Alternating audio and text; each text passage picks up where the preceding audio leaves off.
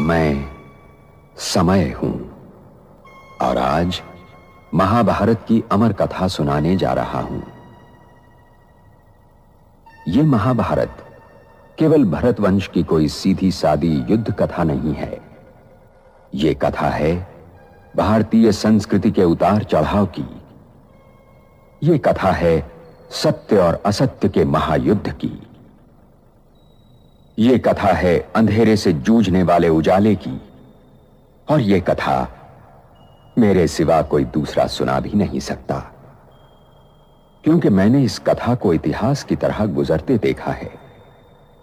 इसका हर पात्र मेरा देखा हुआ है। इसकी हर घटना मेरे सामने घटी है। मोहिनी जो कर्मों के मोह को हर ले। मोहिनी अवतार का वर्णन शास्त्रों में विष्णु के एक रूप के रूप में मिलता है, एक अत्यंत आकर्षक और मोहक स्त्री के रूप में, जिसने असुरों को छलकर देवताओं को अमृत दिलवाया। यह अवतार जहां एक ओर रूप सौंदर्य का प्रतीक है, वहीं दूसरी ओर माया, बुद्धि और नियंत्रण की शक्ति का भी द्योतक है। लेकिन जब हम इसे आत्मिक सौंदर्य के दृष्टिकोण से देखते हैं तो इसका अर्थ कहीं गहराई में जाकर खुलता है। मोहिनी इकुल जो मोह को हर ले। आमतौर पर मोहिनी का अर्थ लिया जाता है जो मोहक हो, लुभा ले, पर आत्मिक दृष्टि से इसका गूढ़ अर्थ है जो मोह को हर ले, जो आत्मा को देह के आकर्षण, पदार्थों की लिप्सा और इच्छाओं के चक्र से मुक्त कर दे। मोहिनी वो नहीं जो आकर्षित करे, मोहिनी वो है जो बंधन मुक्त करे। अगर हम मोहिनी को उस चेतना के रूप में देखें जो विकारों को हरती है, तो यहां भी पहरे बैठे दिखते हैं, क्योंकि विकारों से युद्ध करना भी विकार का ही रूप है। वैसे साक्षी दृष्टा के लिए विकार केवल शब्द रह जाता है। अतः मोहिनी वो है जो विकारों से लड़े नहीं, उन्हें होते हुए देखती रहे, क्योंकि वो करता नहीं है, वो समर्पण मुद्रा में है, कोई विरोध नहीं। वो मोहिनी है जो असुरों को छलती नहीं, अपितु मोह के खेल को देखती रह जाए और देखने मात्र से ही उसे शून्य कर दे। मोहिनी इकुल मोह और हीन इकुल साक्षी। जो मोह से हीन है वही मोहिनी है। और मोह से हीन कौन है?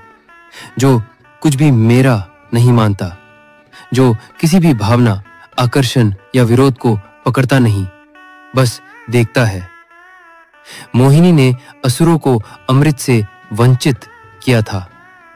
अब इस प्रतीक का गहरा अर्थ यह है, साक्षी भाव केवल उन्हें अमृत देता है जो स्वयं को कर्ता नहीं मानते, जो बहने को तैयार है, जो अपनी पकड़ छोड़ चुके हैं।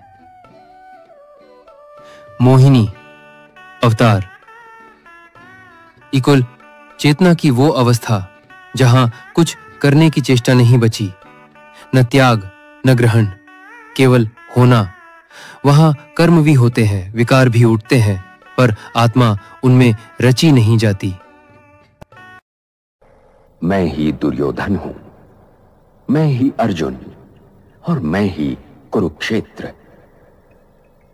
क्योंकि महाभारत बनते बिगड़ते रिश्तों और रिश्तों के आधार और जीवन सागर को मथकर जीवन के तत्व और सत्य का अमृत काढ़ने की कहानी भी है। और यह लड़ाई हर युग को अपने अपने कुरुक्षेत्र में लड़नी पड़ती है, क्योंकि हर युग के सत्य को वर्तमान असत्य से जूझना पड़ता है। और जब तक मैं हूं, यह महायुद्ध चलता रहेगा और मेरा कोई अंत नहीं।